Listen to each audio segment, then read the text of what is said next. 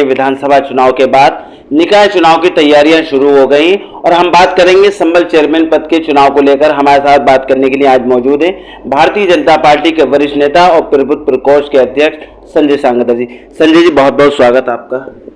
Thank you. Sanjay ji, किन मुद्दों को लेकर के आप चुनाव लड़े? आपने पिछली बार भी चुनाव लड़ा, क्या लगता है इस बार आप जो चुनाव लड़ेंगे और आपको कामयाबी मिल पाएगी? अभी तो थोड़ा अर्ली है इस पर कमेंट, क्योंकि अभी नगर पालिका के परिसीमन बाकी है, नगर पालिका के वार्डों का पुनर्गठन बाकी है, वोटर लिस्ट का अमेंडमेंट बाकी है, उसके उपरांत फिर वर्गीकरण। क्योंकि नगर पालिका का जहाँ तक चुनाव है, लगातार पिछली बार नगर पालिका संबल सामान्य महिला में थी, वह मेरी पत्नी यहाँ पर चुनाव लड़ी और 16,500 मत पाकर द्वितीय स्थान पर रहीं। अब वो वर्तमान परिप्रेक्ष्य में यह है कि अगर नगर पालिका का वर्गीकरण सामान्य होता है तब मैं अवश्य चुनाव लड़ूंगा। और संजय जी, आप लंबे समय से भारतीय जनता पार्टी में हैं और चुनाव भी लड़े हैं। आज आपकी सरकार है, लेकिन जो विकास के मुद्दे हैं, जो यहाँ की जो जरूरियात है, जो बुनियादी समस्या हैं, आप कभी उन पर नहीं बोलते, कभी आपकी पार्टी आप उस पर काम नहीं करते, तो फिर आप किस बेस पे चुनाव लड़ रहे हैं? ये गलत है।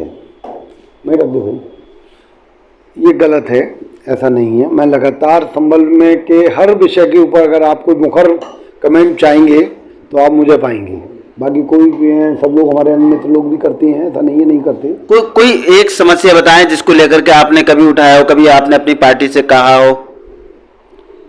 मैंने लगातार मैं कह रहा हूँ पार्टी से कि संबल का एक तो जिला परफॉर्म हो, और जिला परफॉर्म होने के बाद जो है यहाँ पर संबल में जिला मुख्यालय का इशू था। जिला मुख्यालय के अनुसार संबल में पमासा सूचित हुआ है, पमासे में ही जिला मुख्यालय बने और क्षेत्र का समन्वित विकास हो। अभी मैं शासन स्तर से डायरेक्शन इशू कराई गई है कि गंगा एक्सप्रेस वे जो संबल से पास हो रहा है, उसके निकट 1000 एकड़ का इंडस्ट्रियल क्लस्टर, जो यूपी ईडा की स्कीम भी है कि जिन जिन क्षेत्रों से गंगा एक्सप्रेस वे पास ओवर होगा वहाँ पर औद्योगिक विकास के लिए गलियारे का निर्माण होगा।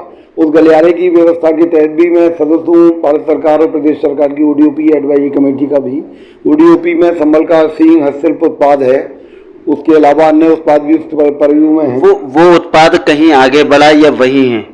वो उत्पाद बड़ा है। उत्तर प्रदेश सरकार द्वारा 2018 में जब इन्वेस्टर समिट आहूत किया गया, उसके उपरांत यहाँ पर क्षेत्र में समन्वित विकास के लिए प्रस्ताव मांगे गए। हर जिले का एक उत्पाद को आइडेंटिफाई किया गया, जिसमें संबल में हस्तशिल्प में सींग का हस्तशिल्प, जिसकी देश दुनिया के अंदर बहुत बड़ी मान्यता और मांग है, उसको नोटिफाई किया गया। यूरोप के बाजारों में सींग का एक्सपोर्ट काफी हद तक बढ़ रहा है। संजय जी, ये तो एक उद्योग की बात थी। एक मेडिकल कॉलेज आपकी पार्टी से मिला था, आपकी सरकार से, प्राइवेट एंड सरकारी ज्वाइंट पीपी मॉडल का, उसको लेकर राजनीति हो रही, तो क्या वो खटाई में पड़ जाएगा या संबल की जनता को वो मेडिकल कॉलेज मिलेगा? ये अत्यंत खेद का विषय है कि इस पर ये पॉलिटिकली मोटिवेटेड लड़ाई कोई अगर लड़ता है तो उसका कोई लॉजिक नहीं है। उसमें स्थापित मानक है। पीपीपी मॉडल के लिए जब उत्तर प्रदेश सरकार ने प्राइवेट प्लेयर से प्रस्ताव मांगे और अपनी स्कीम को मैनिफेस्ट किया, अपनी स्कीम में सरकार ने कहा कि हम डिस्ट्रिक्ट का हॉस्पिटल, जो कि संबल का डिस्ट्रिक्ट हॉस्पिटल संबल नगर के बीच में बना हुआ है, 150 बेड्स का हॉस्पिटल है, उस हॉस्पिटल को पीपीपी मॉडल पर कंसर्न्ड मेडिकल कॉलेज कंपनी को दिया जाएगा, जिसमें वो अपने उस पूरे अस्पताल की केयर करेगी संस्था और अपना मेडिकल कॉलेज के बच्चों को वहाँ दिन भर ट्रेनिंग दिलाएगी। दिन भर वो बच्चे मेडिकल के हमारे स्टूडेंट वहाँ काम सीखेंगे। 150 बेड का अस्पताल संबल में उपलब्ध है। वो बन जाएगा या वो राजनीति का शिकार हो जाएगा, हम ये जानना चाहते हैं। बिल्कुल करेक्ट आपने बोला। संबल, उसके अंदर नियमावली है। नियमावली के आलोक में ये बताया गया है कि डिस्ट्रिक्ट हॉस्पिटल के 10 किलोमीटर रेडियस में मेडिकल कॉलेज का निर्माण होगा। संबल से 10 किलोमीटर रेडियस में जब प्रस्ताव आया स्वीकृति हेतु 2020-21 में, तत्कालीन कलेक्टर अविनाश किरण सिंह थे, उनके द्वारा इसमें पहल की गई। पहल करने के बाद हम लोग भी लगे इसमें कि भाई जमीन ढूंढी जाए, इसको यहाँ तक पमासे तक जमीन मिल जाए, या यहाँ तक फतेहपुर तक जमीन मिल जाए, या कुरकाबली तक जमीन मिल जाए, या अनूपशहर रोड पर खिन्नी तक जगह मिल जाए। कहीं भी 20 एकड़ का लैंड पीस एक जगह नहीं मिला। मात्र सिरसी नगर पालिका की 20 एकड़ 15 एकड़ का लैंड पीस पड़ा हुआ था, जो जवाहरलाल नेहरू इंटर कॉलेज के नाम में था। जवाहरलाल नेहरू इंटर कॉलेज ने नगर पालिका से अनुमोदित कराकर उसकी ऑफरिंग की कि चूंकि वो भी शैक्षणिक विकास के लिए नोटिफाई था, उसी के तहत सिरसी में ये प्रस्ताव, इसकी पहल किसने की, किसने प्रयास किया इसके लिए तो हमारी सरकार में, योगी सरकार में हम लोग माननीय मुख्यमंत्री जी से अप्रोच किया कि भाई संभल में भी एक मेडिकल कॉलेज होना चाहिए। तत्कालीन हेल्थ मिनिस्टर सिद्धार्थनाथ सिंह ने इसमें बड़ी महत्वपूर्ण भूमिका निभाई। उन्होंने इसके अंदर हमारे आग्रह पर संभल को नोटिफाई कराया और संभल को नोटिफाई कराने के बाद within 10 kilometre periphery of district hospital इसको स्थापित करने के निर्देश जारी किए। उसी के अनुरूप यहाँ पर संभल में सिरसी में मेडिकल कॉलेज आ रहा है। अच्छा संजय जी, अब जो शहर के आप चुनाव लड़ रहे हैं, इसके अलावा और बहुत सी समस्याएं हैं, अब तक ये शहर आगे क्यों नहीं बढ़ सका, क्यों तरक्की नहीं कर सका, किसको जिम्मेदार मानते हैं आप इसके लिए? आज आपकी भी सरकार है, दूसरी बार आप सरकार के वजूद में आए हैं। विगत 70 साल से संभल का अमूमन ऐसा होता है, बहुत कम समय हुआ कि संभल का विधायक और मेंबर ऑफ पार्लियामेंट जो भी हुआ वो सत्ता पक्ष के साथ रहा हो। यहाँ तक का विधायक हमेशा विपक्ष में बैठे, जब कभी सत्ता आई तो बहुत ज़्यादा वो लोगों के अंदर ड्राइव नहीं थी, वो लोग कभी भी परफॉर्म नहीं कर पाए। जहाँ तक हमारी सरकार का सवाल है, संभल में 2017 में भाजपा के प्रत्याशी लड़े, डॉक्टर बिन जैसे एक भले व्यक्ति लड़े थे, वो भी हार गए। 2022 में हम लोग लूज किए। होता यह है कि जहाँ सरकार की लोग नहीं जीत पाते, उतना तवज्जो वहाँ अमूमन प्रैक्टिसली नहीं हो पाती है। परंतु ये सरकार योगी पार्ट 2, इसमें संभल का समन्वित विकास होगा और वैसे भी टियर 2 और टियर 3 टाउन्स के अंदर काफी विकास की योजना है प्रदेश सरकार दे रही है। अब आप देखिए संभल से गंगा एक्सप्रेस वे आ रहा है, जो कि संभल से 6 किलोमीटर दूर से निकल रहा है और वो गंगा एक्सप्रेस वे सीधा प्रयाग आपका जा रहा है।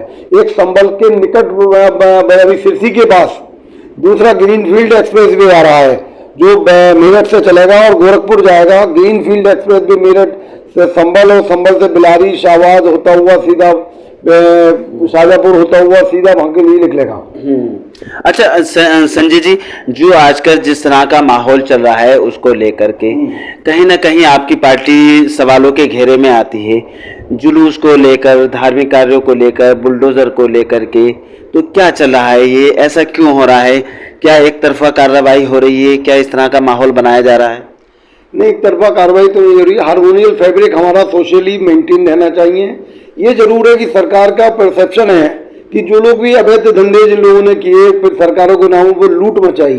और देखिए संभल शहर है, यहाँ की वाटर बॉडीज हैं, संभल के 5-6 तालाब जहाँ और बहुत बड़ा क्षेत्र था जिनके अंदर वाटर बॉडी मेंटेन रहने चाहिए। नगर का वाटर बरसाती पानी यहाँ संचित होता था, वो तक एरिया लोगों ने पाट कर अवैध रूप से तालाबों की प्रकृति बदल दी है। संभल के अंदर अवैध लोगों ने कब्जे कर लिए हैं सरकारी भूमियों पे। अगर कर दो सरकार इनके खिलाफ एक्शन करेगी तो ये तो स्वाभाविक है, पूरे देश में हो रहा है, कोई इसमें ऐसा नहीं है ना कोई। आपकी पार्टी सबका साथ सबका विकास का नारा देती है, लेकिन आज मुसलमान अलग थलग क्यों पड़ा है आपकी पार्टी से? क्यों बदजन है? क्यों आपकी पार्टी से खिलाफ है? किस तरह का दुख वो झेल रहा है? ऐसा बिल्कुल नहीं है। हमारी सरकार में अभी भी मिस्टर एक भले व्यक्ति बलिया से प्रदेश सरकार में कैबिनेट मिनिस्टर बनी है और हमारी सरकार सबका साथ सबका विकास के आधार पर ही कार्य कर रही है। कोई वो नहीं है, चाहे आवास बटे, चाहे मुद्रा लोन बटा, चाहे आयुष्मान कार्ड मिला, चाहे कुछ भी हुआ हो, चाहे गैस कनेक्शन बटे, जो भी आबादी में गरीबों की सूची में जिसका नाम था, हिंदू मुस्लिम सभी को मिले, बराबर मिले, ऐसा नहीं है। ये कबूल कल्पित सवाल है, इसका कोई। अच्छा, आपकी छवि एक बीजेपी वर्सेस आरएसएस मानी जाती है, तो क्या मुसलमान निकाय चुनाव में आपको स्वीकार करेंगे?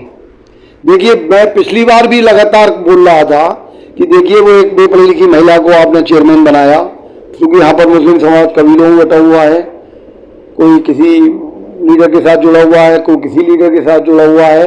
और एक वक्त आया था, मेरी जो पत्नी थी वो हाईली क्वालिफाइड थी, एमएससी माइक्रोबायोलॉजी में गोल्ड मेडलिस्ट थी। बहुत अच्छा एक हम लोग कर सकते थे। भारत सरकार की, चूंकि पार्टी से जुड़ा हुआ था, भारत सरकार के स्तर से भी संभल के लिए समन्वित योजनाओं में अमृत योजना हो, स्मार्ट सिटी योजना हो, उसमें हम लोग अच्छा परफॉर्म करके बजट पर लाती। परंतु फिर वही एक ऊँटा टेक को यहाँ चेयरमैन बना दिया गया। 4 साल बाद बेचारी दिवंगत हो गई हैं। अब ये 4 से महीने का वक्त कट जाएगा। वक्त आया कि क्वालिफाइड व्यक्ति को आपको क्या अब परिवर्तन होगा शहर के अंदर? निश्चित होगा। अगर आप भाजपा नीति चेयरमैन बनाएंगे तो निश्चित तौर पर संभल के अंदर समन्वित विकास होगा। देखिए, वक्त आ गया। 70 साल बाद भी अभी तक हम अपने शहरों की सूरत नहीं बदल पाए। वही स्लम एरिया, वही कूड़े की गंदगियां, वही गार्बेज उल्टे सीधे पड़े हुए हैं, वही लोगों ने रास्ते संकुचित कर रखे हैं। तो वक्त आया कि बदलाव आना चाहिए। ये थे हमारे साथ बात कर रहे थे भाजपा के वरिष्ठ नेता संजय शांकदर जी, जो निकाय चुनाव को लेकर के टाल ठोकने वाले हैं, और वो बता रहे थे किस तरह से उनकी सरकार संभल के विकास के मुद्दों को लेकर के काम करने वाली है। कैमरामैन सिराज अहमद के साथ शेरा बेनकाब न्यूज चैनल के लिए फरजन वारसी संभल।